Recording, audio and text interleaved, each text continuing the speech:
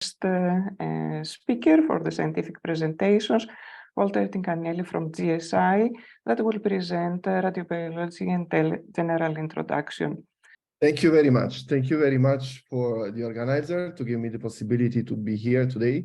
It's an honor to me to do this introduction lecture about radiobiology in general. I am Walter Tinganelli from GSI Darmstadt.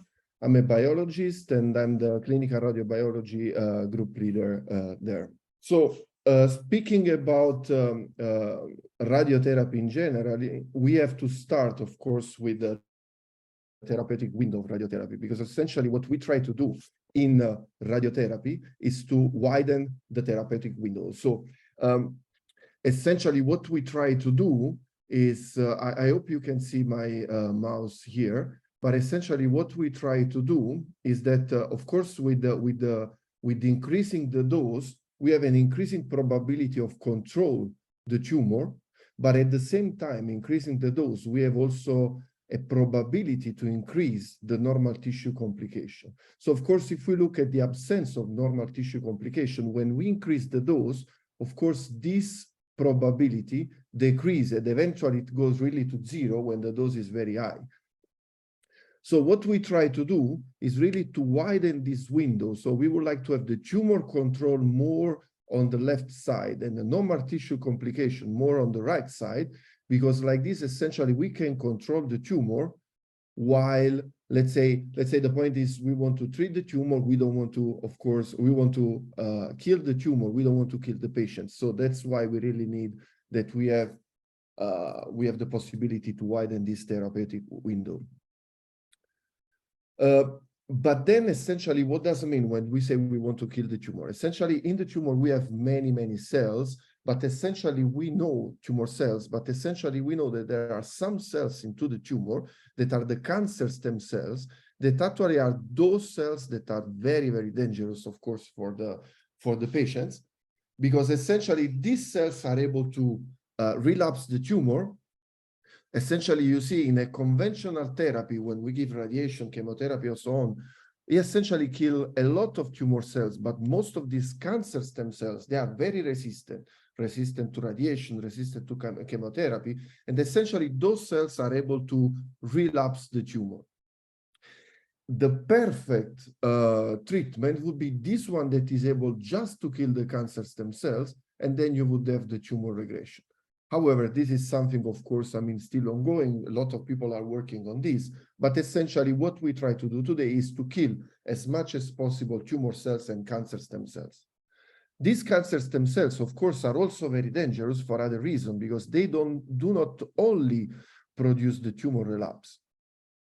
What happens is that sometime into the microenvironment of the tumor, due to the hypoxia, due to other stress, essentially these cells, these cancer stem cells, they acquire the possibility to intravasate into the blood vessels, survive to the blood vessel, because most of the cells, when they detach from the substrate, they immediately go in what is called a dianoikis. It's a programmed cell death, exactly like the apoptosis. So when the cells are not attached, they go in dianoikis and they die. But these cells instead, they are able to resist to dianoikis. They do not die into the blood vessel. They move into the blood circulation. They are not attacked by the immune system, so they kind of hide themselves from the immune system, and they are able to arrive to distal site where they can be quiescent for many years. They become disseminated tumor cells, and then these cells are able to form micrometastases, and then, of course, to be very dangerous for the patients itself. But then when we want to check, when we want to study how to kill the cells, of course, we have to consider that the cells can die in a lot of different ways. I'm sure that most of the people here heard about the apoptosis, that again is like a programmed cell death, in which the cells shrink, they condense their chromatin, and then they are phagocytated by the macrophages. But then there are also other kind of death that the cells can go through, especially after radiation, like necrosis, that is not typically genetically determined. In this case, there is the breakdown of the membrane of the cells. There is the release of all the inside of the cells outside, and this, of course, can produce also an inflammation and immune response. Then there is mitotic catastrophe that is very important, especially in radiation, because essentially here there is too much damage to the DNA that the cells, when they try to divide, you know that the cells, they go in mitosis regularly.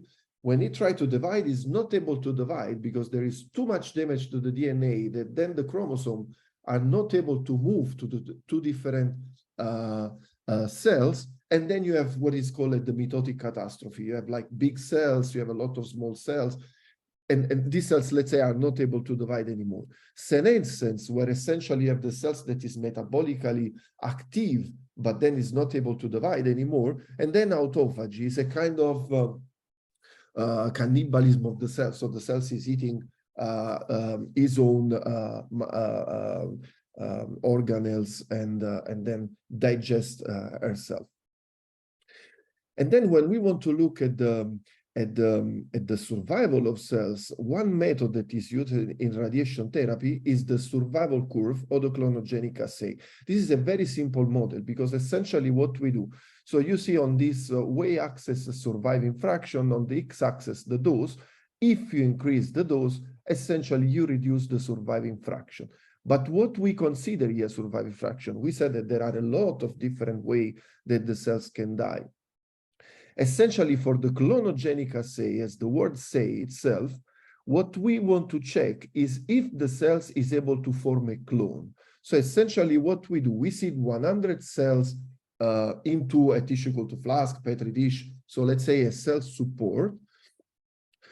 And then what happened? We wait.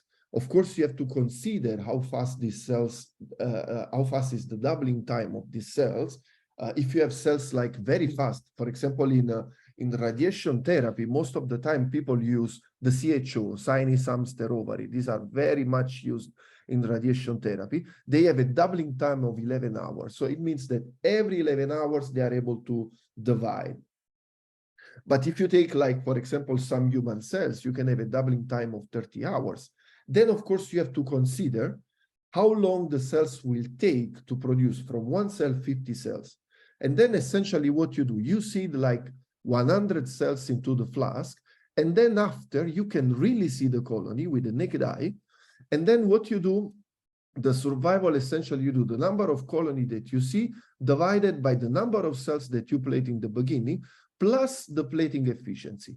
The plating efficiency in radiation biology is very important because essentially when you want to cultivate the cells in vitro and you seed the cells into a tissue culture flask or into a Petri dish, you have to consider that not all the cells will survive. So the cells will floating, going down by gravity, they will attach to the tissue culture flask and they start to divide. But not all the cells are able to do that. And then essentially the plating efficiency is the percentage of cells that is able to do that. For example, CHO, the sinus hamster ovary, they have like a very high plating efficiency.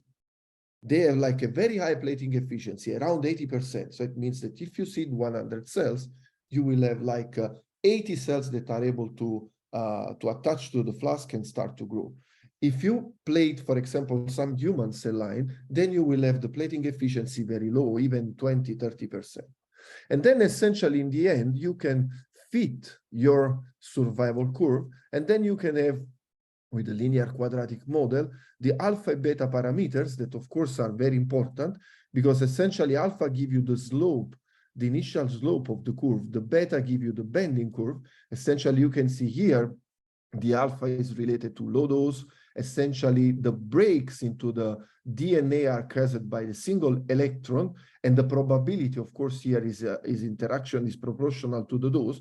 But then if you increase the dose, at the higher dose, you have that the breaks are caused by more electrons because you have a very high dose. And then in this case, the probability of interaction is proportional to the square of the dose. However, the survival curve gives us a lot of information because the ratio between alpha and beta, it can tell you if you have a cell line that actually has like a late responding tissue, late responding tissue, because, you know, in this case, if you give radiation, you see that most of the cells, when you have like a big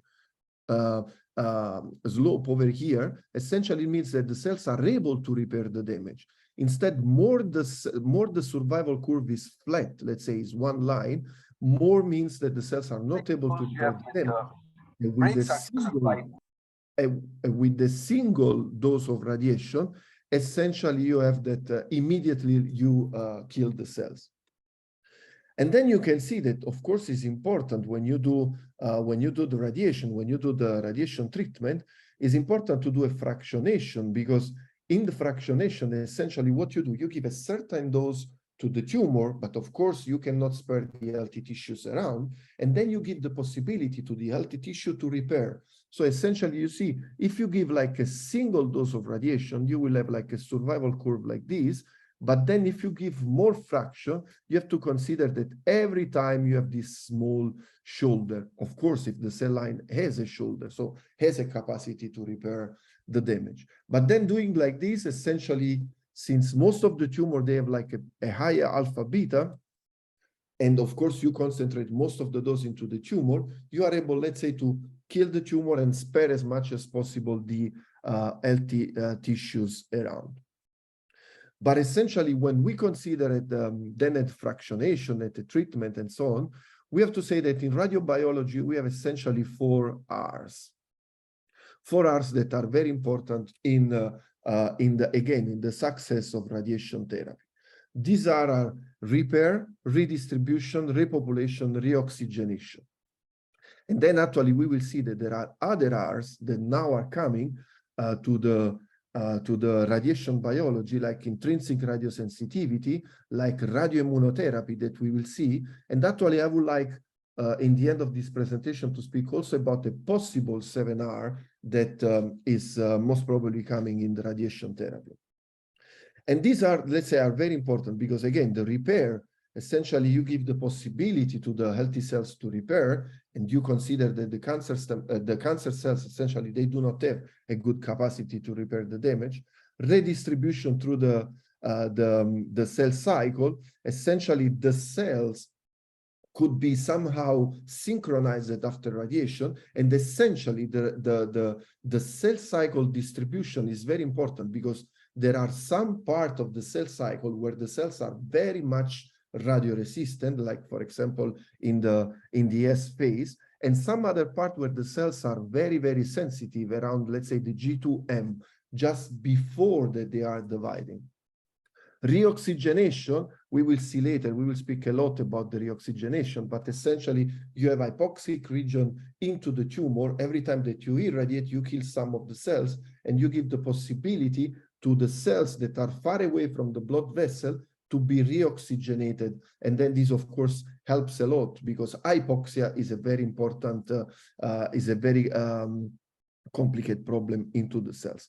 And then repopulation. We said that we have cancer stem cells into the tumor. After radiation, we have the possibility, let's say, to split the cancer stem cells that become progenitor cells, and then you can reduce the number of these dangerous cells.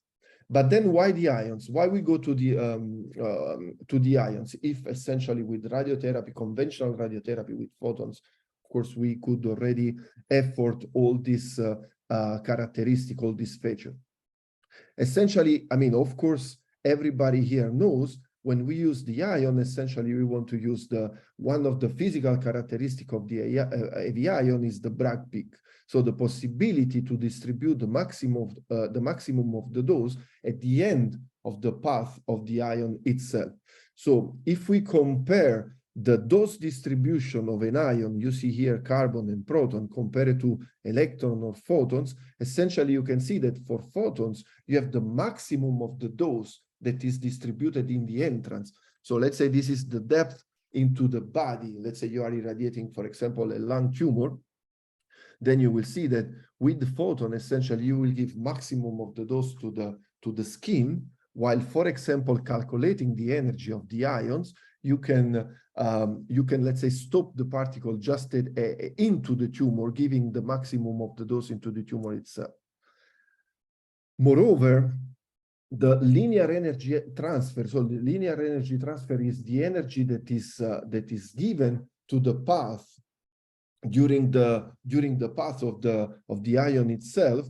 It's different, let's say, between photon and particle radiation. With particle radiation, you have a very high LET, especially in the Bragg peak, and this means that you have a lot of ionization in the track of the ion itself. And then, of course, what you can see here is that essentially, if you give the same dose with photon and protons, here you see that there is like a flat dose that is given completely into the cell, while using particle, like in this case, proton, essentially you have peak of dose that is released around the track. And this, of course, again, produce a lot of ionization, produce complex double strand breaks to the DNA, and then this kind of damage cannot be repaired by the cells, because every time that you give radiation and you produce damage into the cells try to repair the damage, but not always is able to repair this damage. Sometimes the damage is too complex that the cells cannot repair and then die, or you can have like mitotic catastrophe and so on, where the cells is not able to repair, to divide anymore.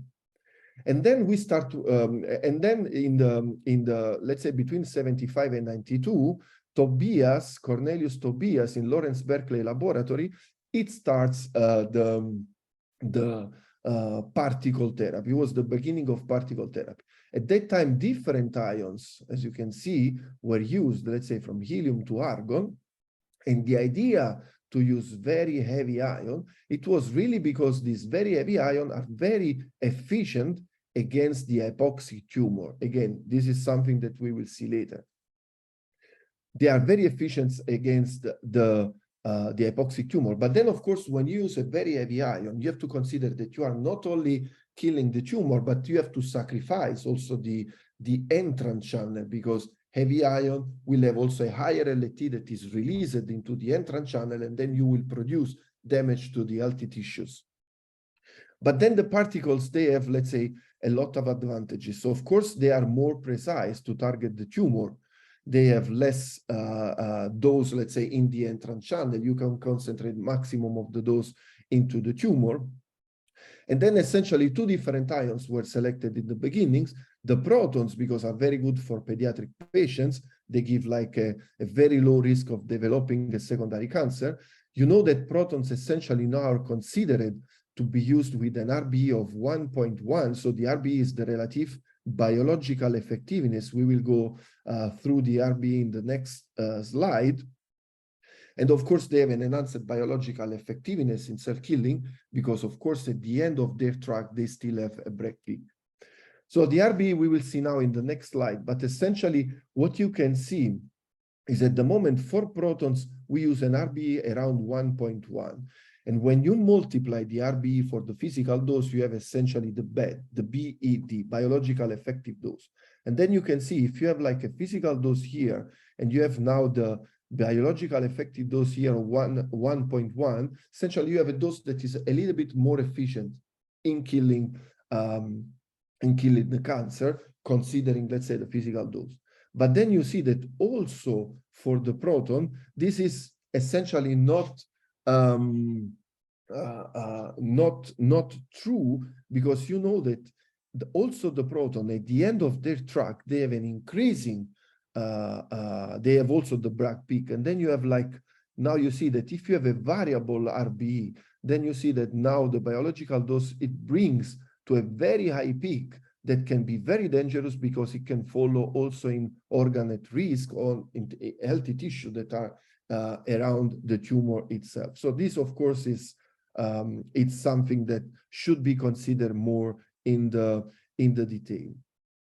But then why heavy ions? Why we want to use something that is heavier than protons? Because we said we have photon, we can use particles for some reason, but why we want to go to something even heavier?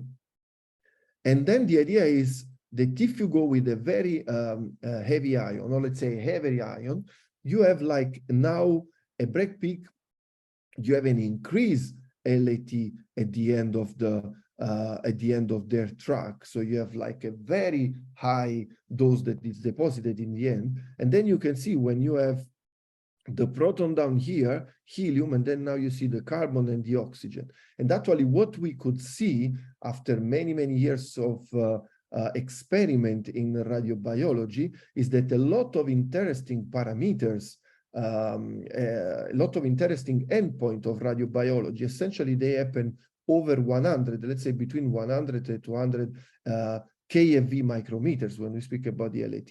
And then you see that ions like carbon, oxygen could be very, very important for us. Moreover, when you use like an heavier ion, you have a reduced scattering. Then through when the particles they go through the body, when you have like a very light particle like protons, you have a scattering that of course give a residual dose to the tissue around the tumor. While when you have a heavy ion, you have a reduced scattering, so you are more precise. Moreover, you are able to have like a sharper Bragg peak. And again, also this is very important to reduce the margin around the tumor itself. And then carbon was the second ion that was decided. So you know that at the moment, in most of the center, you have proton and carbon.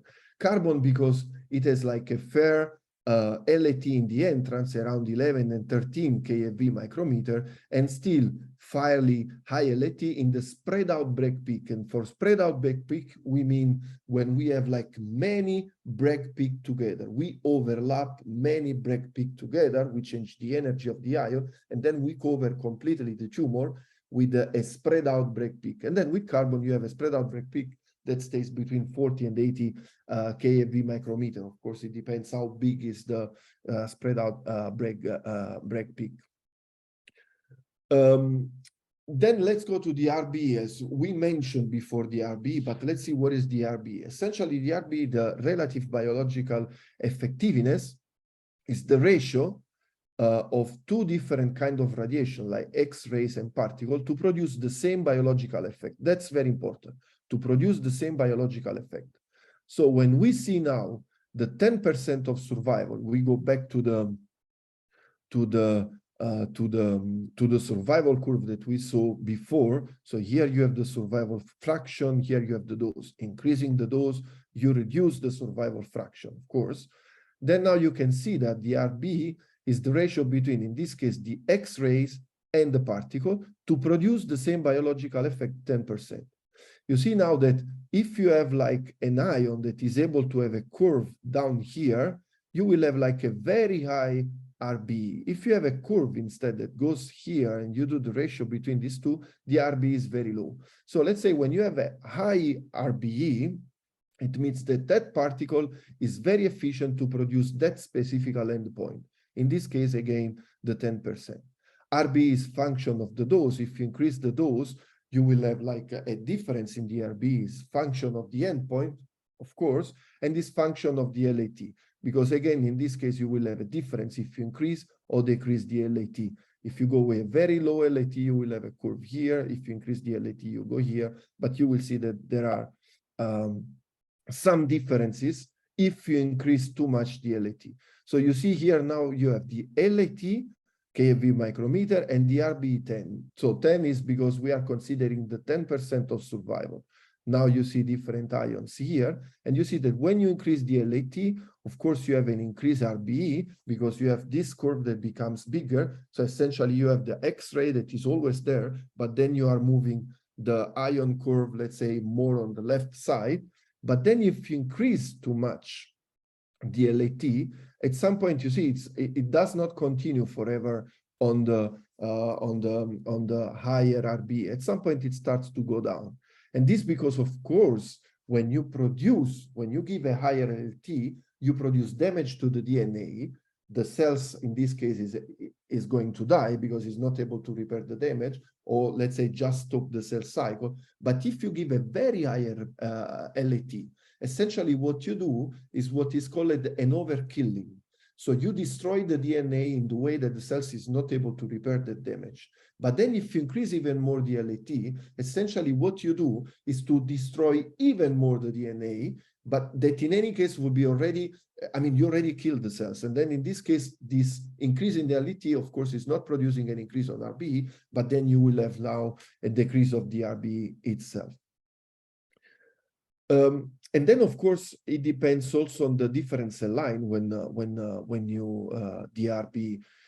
Now here, for example, you have three different cell lines, V79, CHO, and XRS. So XRS, they are not able to repair the DNA. V79 are a little bit more radioresistant. The CHO, instead, they are, again, these cells that are pretty much used in radiation biology. And you see, essentially, even with photons, if you irradiate cells that they have no ability to repair the damage, a small increase of the dose will produce a strong decrease of survival. And then you have a curve that is really flat like this.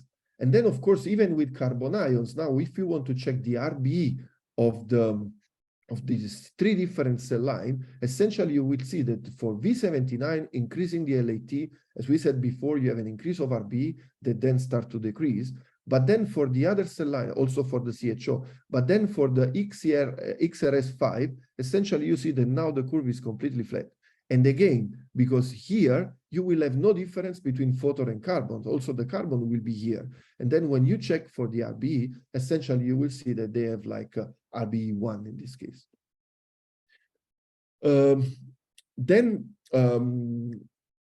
course, when we use the carbon, sorry, when we use the carbon instead of proton, so we said before that for proton, essentially, we use like a flat physical dose because essentially we consider like the 1.1 of RBE. For carbon, we cannot consider a flat RBE because there is really a strong increase of the RBE. And then it's important that when you irradiate with carbon, you need a physical dose that is that decrease at the end of the spread out break peak to have in the end a biological dose that is flat.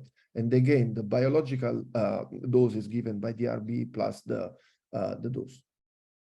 But then again, let's go more into the detail why we have this this increased, let's say, RBE when you increase the particle itself.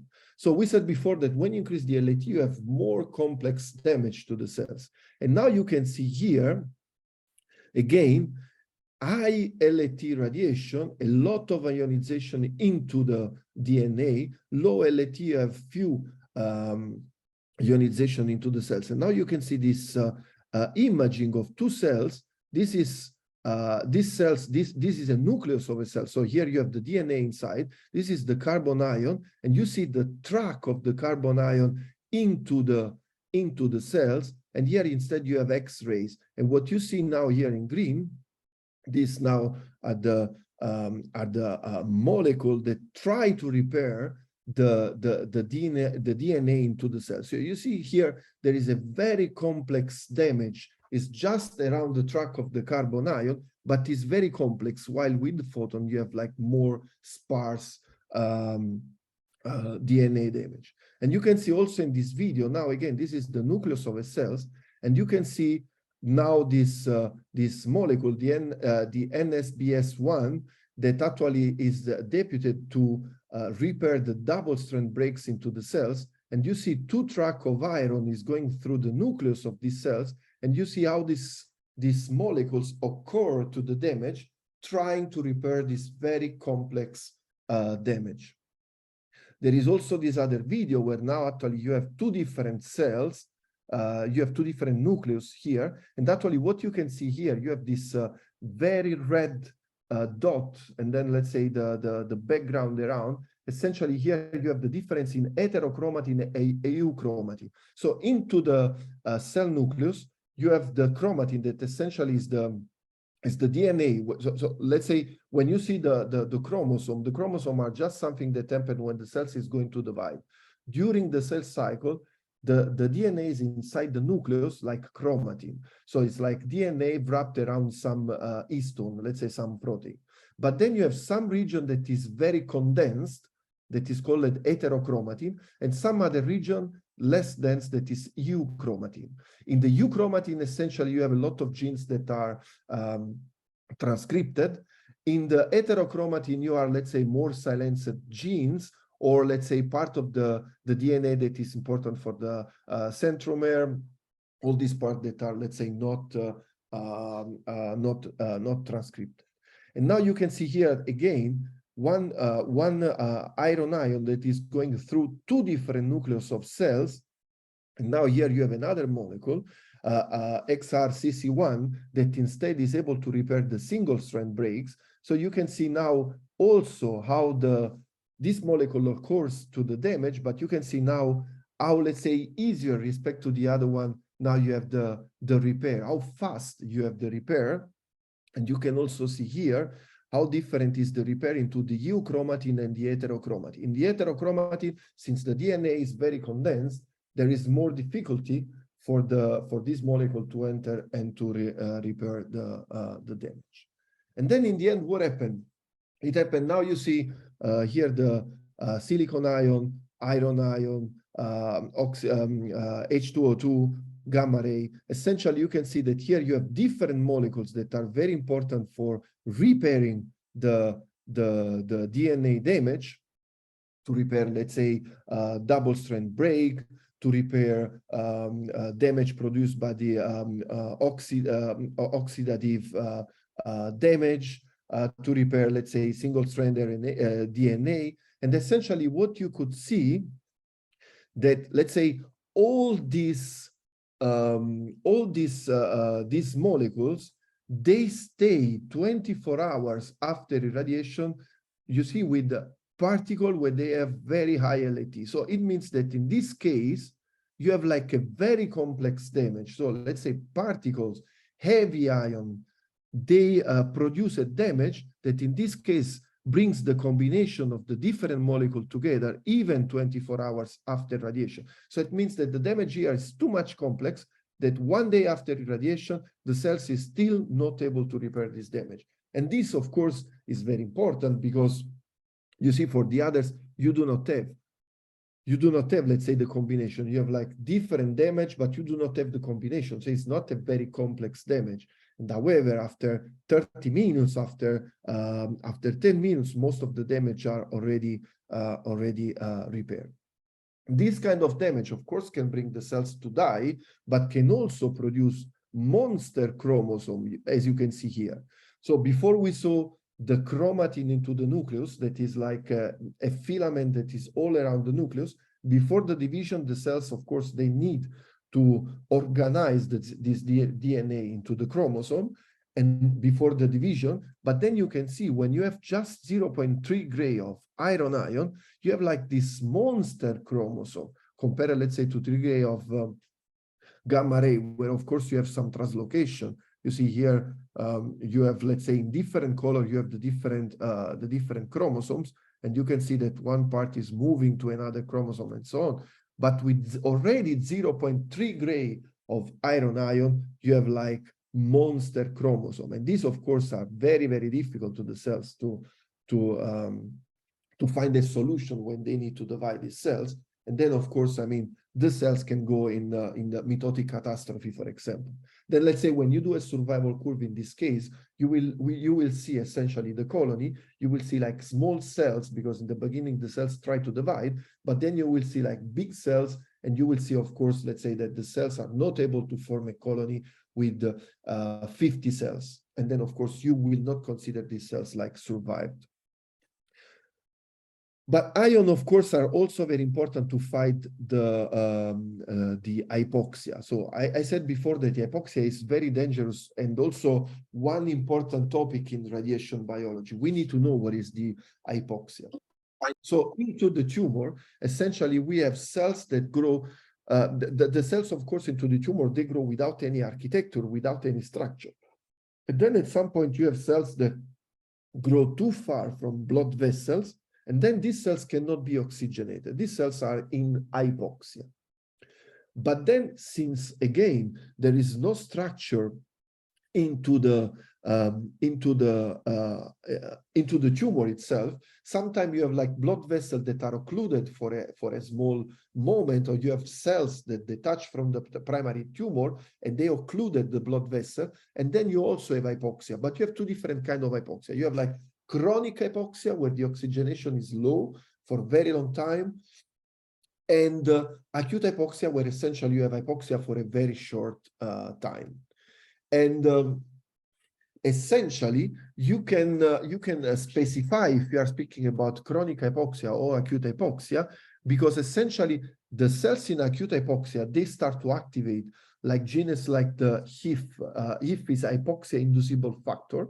So this gene is upregulated after in hypoxia, and this actually is able to activate a lot of other genes that give, let's say, to the cells the resistance to the hypoxia, but also make these cells aggressive.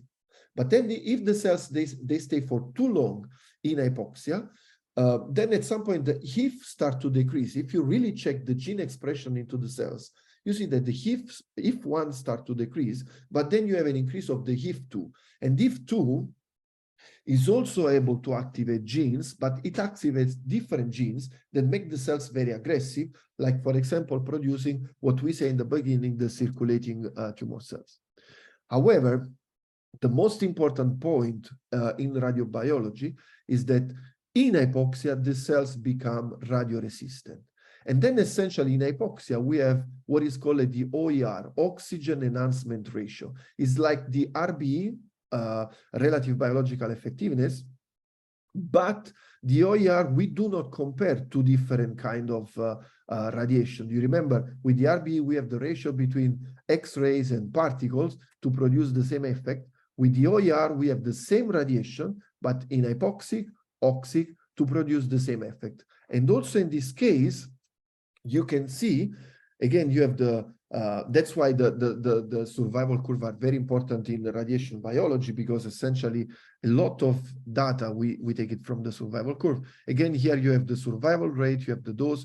Increasing the dose, you reduce the survival fraction. But then you see here the same cell line, inoxic, and then now in anoxic without oxygen. Of course, this is an acute anoxic, because then if you bring the cells in chronic anoxic, they will die, because if there is no oxygen at all, they die. But in this case, for acute anoxia, you see that 10% of survival, for 10% of survival, for example, you can see that in this case, you have like a very high dose compared to the oxic one.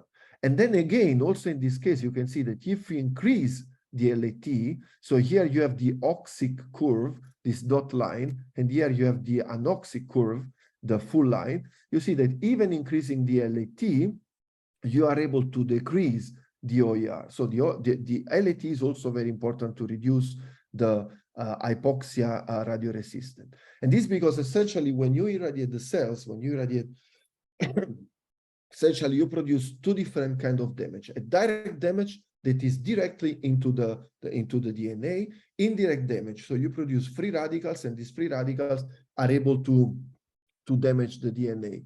When you increase the LAT, essentially you have more direct damage, less indirect damage that depends on the free radicals. And that's the reason why when you increase the LAT, you are still able to kill the cells, because you are more dependent on the direct damage, less dependent on the indirect damage.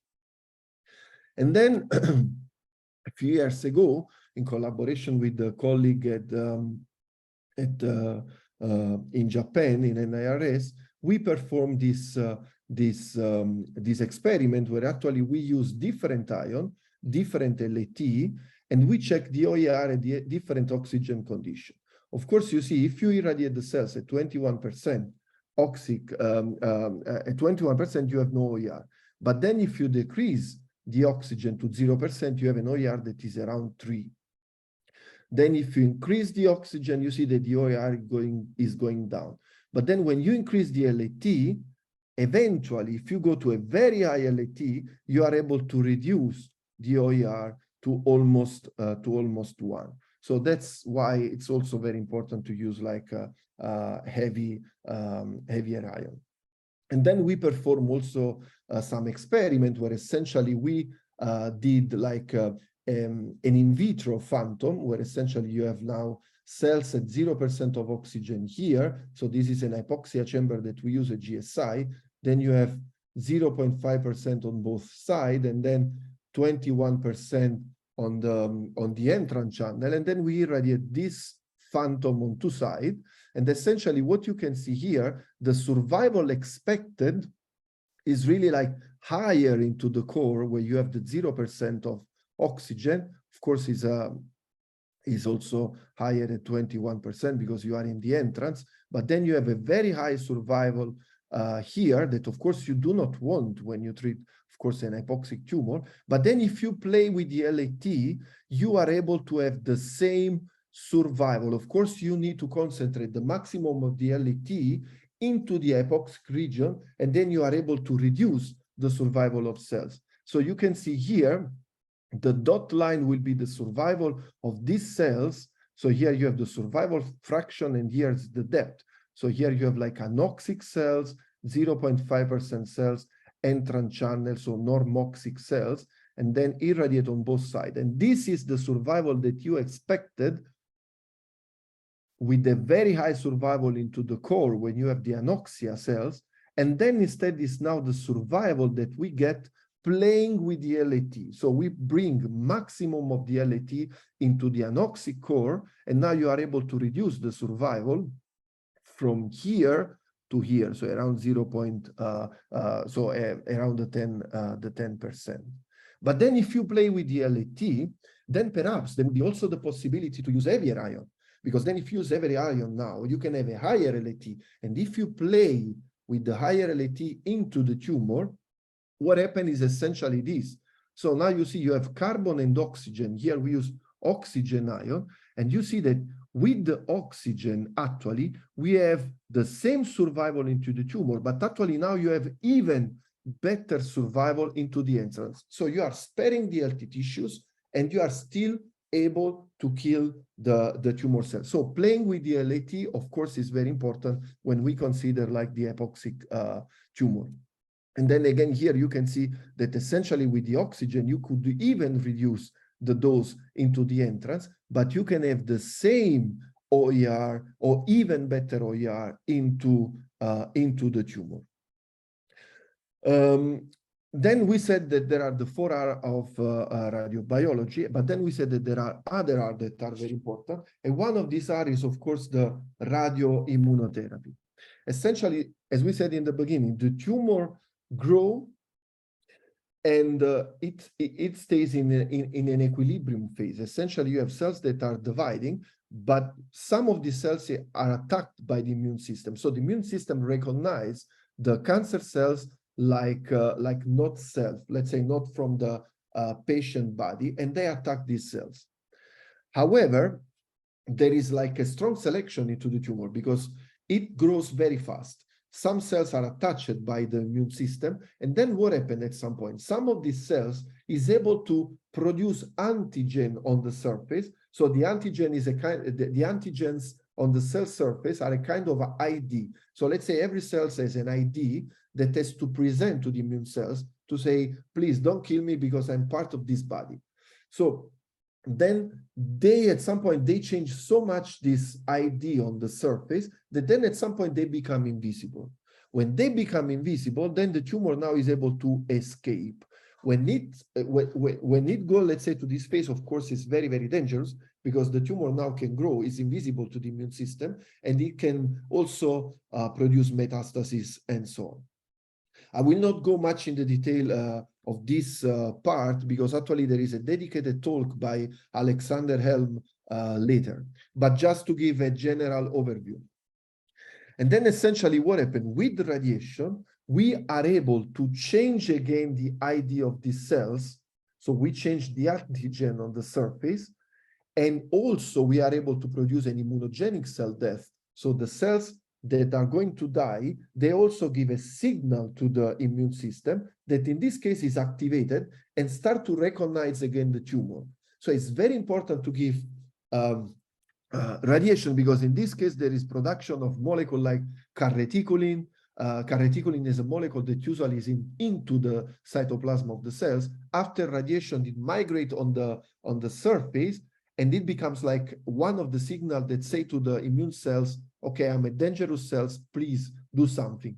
Release of HMGB1, ATP, and so on.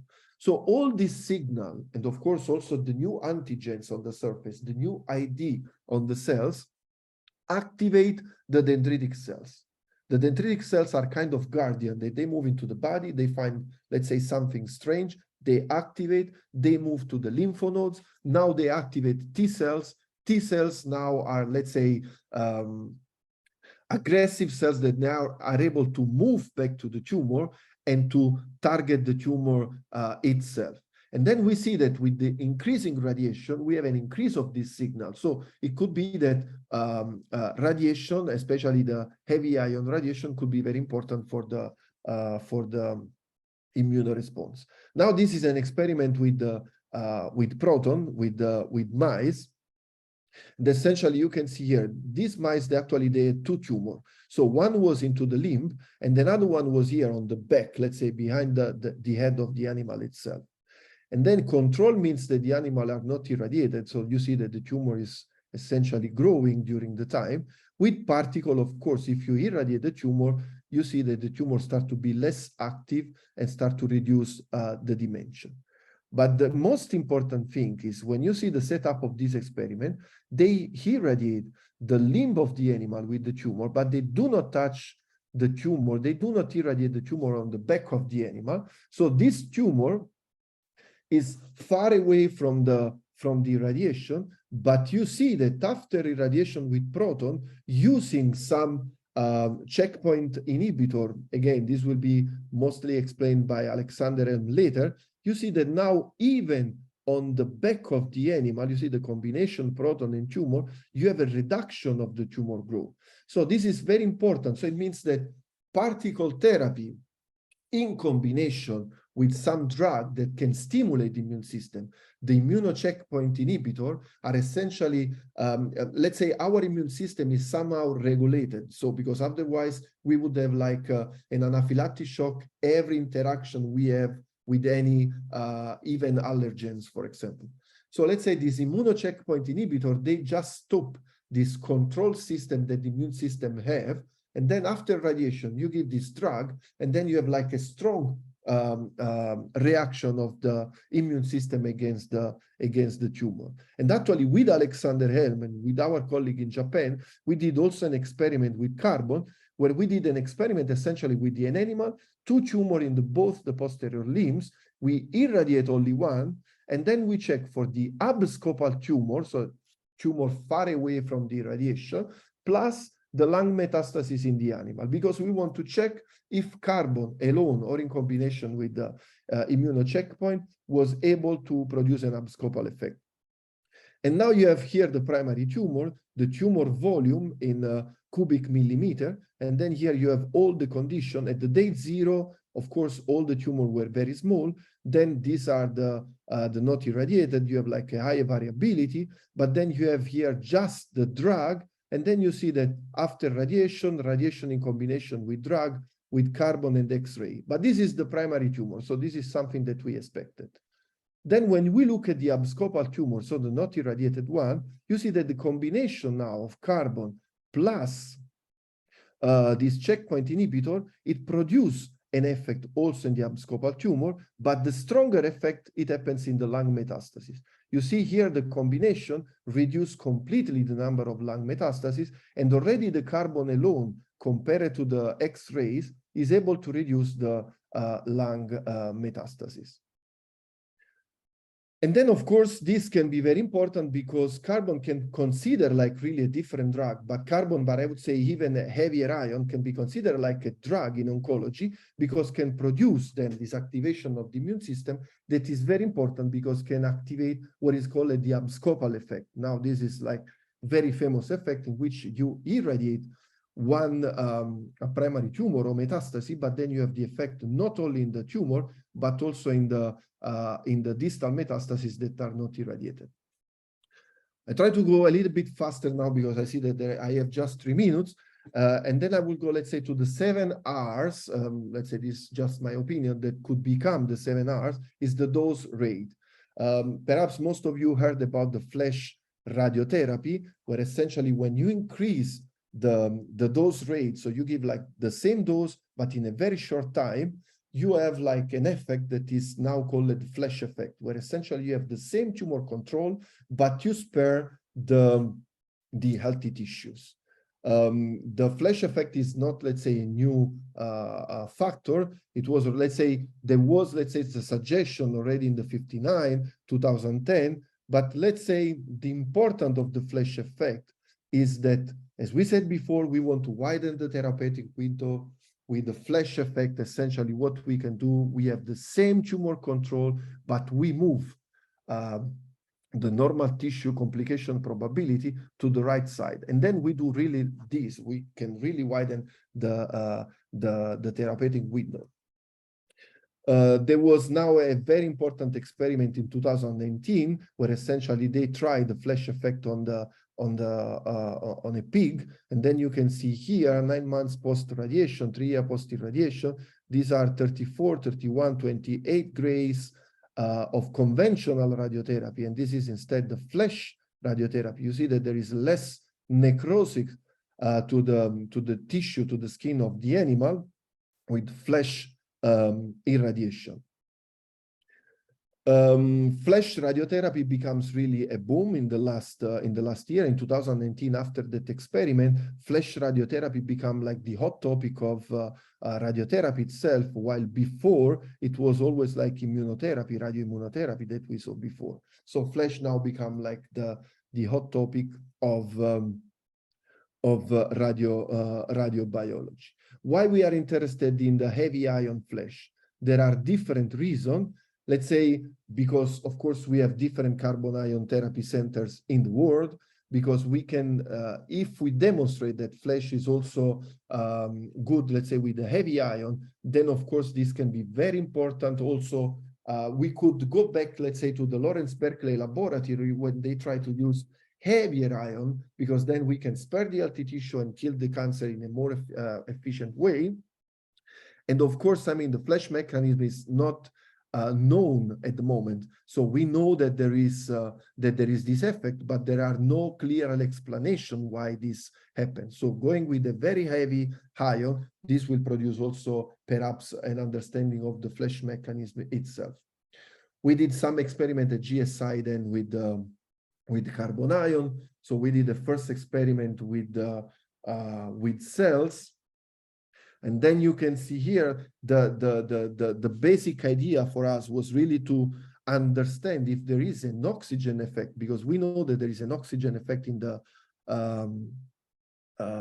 flash effect is related to the oxygen concentration. So it's important to irradiate the cells at the low oxygen concentration. And then we did an experiment at 0%, 21%, where essentially we found no flash effect. Again, here you have the survival, and then conventional flash, different oxygen condition. You see that at very low oxygen concentration, you have that with flash effect, you are able to spare the cells after radiation.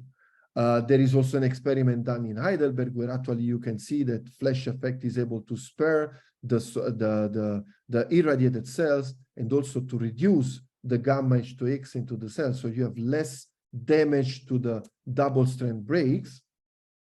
Sorry if I'm a little bit faster here. I think I still have some time. Perhaps I can sacrifice just a few minutes more. And then Please go ahead. Okay, thank you very much. And then, of course, flash is also very important because with flash, we could also perhaps stimulate the immune system more efficiently. There are different reasons why this can happen.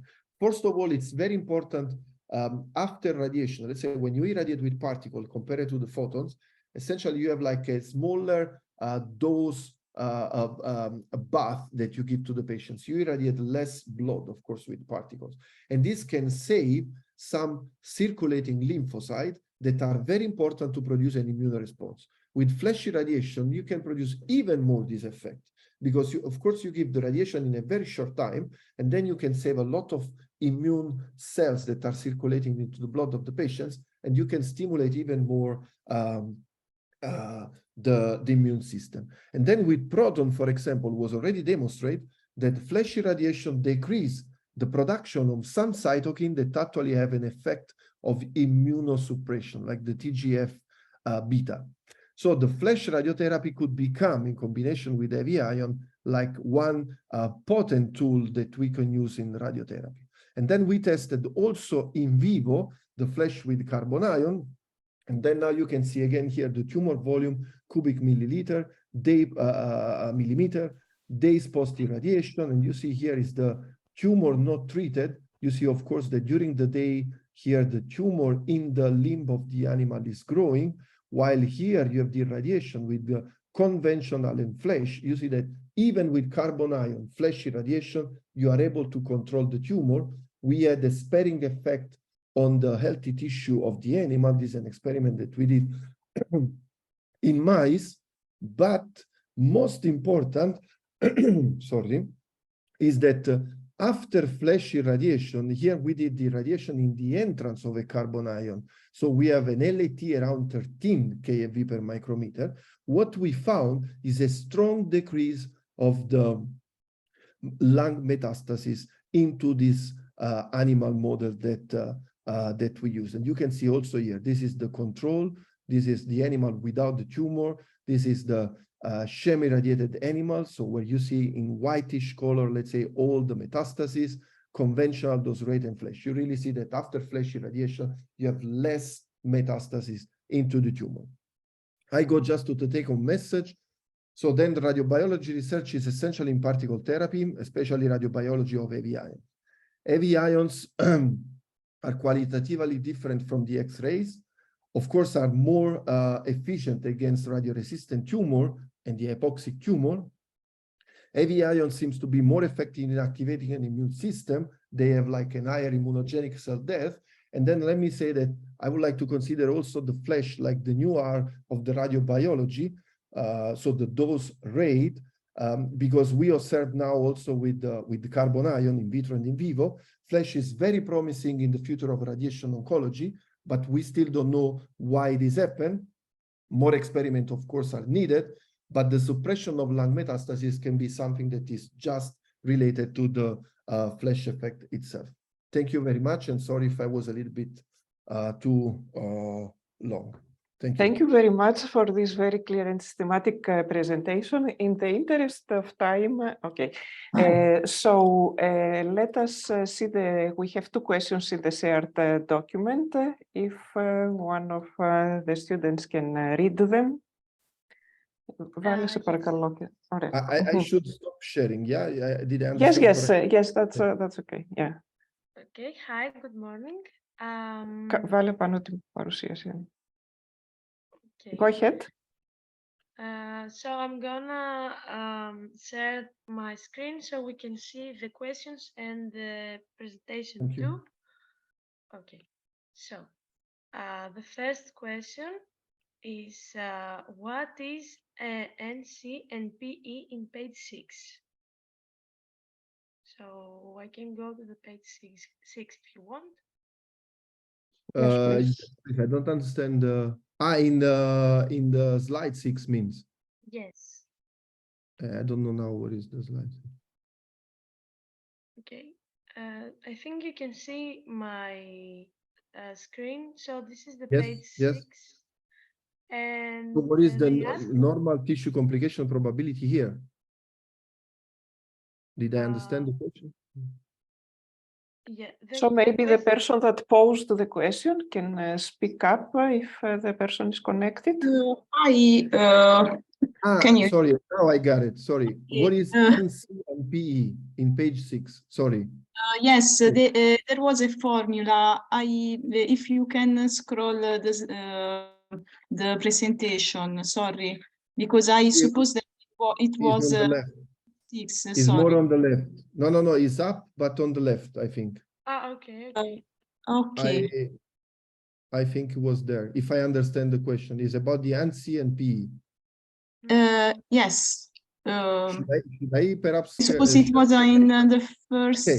However, Yes. I get the question. So the NC is the number of colonies. So after the survival curve, so after that you irradiate the cells, essentially what you do, you take the cells from, let's say, the flask that you irradiate, then you count the cells and you seed in a new flask, let's say 100 surviving cells. Of course, you have to let's say, to expect a number of survival of these cells. So with other experiment, you try to detect more or less what is the expected survival. Then you seed 100 cells, and then after 7 days, 10 days, it depends how much, of course, you have to wait, because it depends on the cell line. As I said, if you have a cell line with a very fast doubling time, like CHO, perhaps you can wait just 7 days. If you have like a cell line that is very slow, then you need to wait like 10 days or 14 days.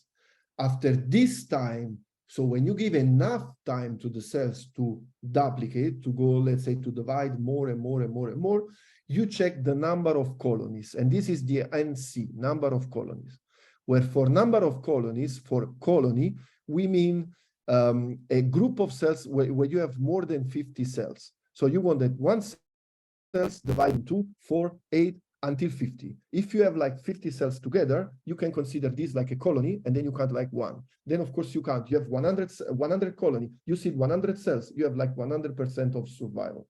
I mean, this is in a very simplistic way, but more or less this is the calculation. And then the PE that you have on the bottom of the formula, this is the plating efficiency. So if I seed 100 cells in a tissue culture flask, this does not mean that 100 cells will be able to attach to the flask and to grow to form colony. Some cells will die, some cells will not attach, some cells will stay in floating. The number of cells, if you seed 100 cells, the number of cells that attached to the flask actually gives you the plating efficiency. So the efficiency that kind of cell line has to attach, let's say, to a substrate, like in this case, a flask. To calculate the plating efficiency, this is something that you do before. You do different tests where essentially you take the cells, you see the cells into the flask, you see like 100 cells, and then you count how many colony without radiation. So if I seed 100 cells and I see 80 colonies, I can say that my plating efficiency is 80%. If I seed 100 cells and I found 10 colonies, then I can say that my plating efficiency is 10%. So then every time, of course, I have to consider, when I do an experiment, when I do a survival curve, I have to consider the plating efficiency of cells. And this is very important, because in this formula, you see, you have NC, that is the number of colonies that you found, N0 is the number of cells that you see, that the plating efficiency is how many cells are really able to attach to the tissue culture flask. If you have a plating efficiency very low, then of course, I mean, the effect that you see is not because of the radiation, but is of the plating efficiency. Okay, thank you very much for the clear clarification, very important, but I'm afraid we have no time to take more questions. However, we are going to ask the speakers to answer the questions in written in the shared document. And the next speakers, those things are going to be discussed during the week, are going to be aware and try to answer. So we stop sharing now the documents and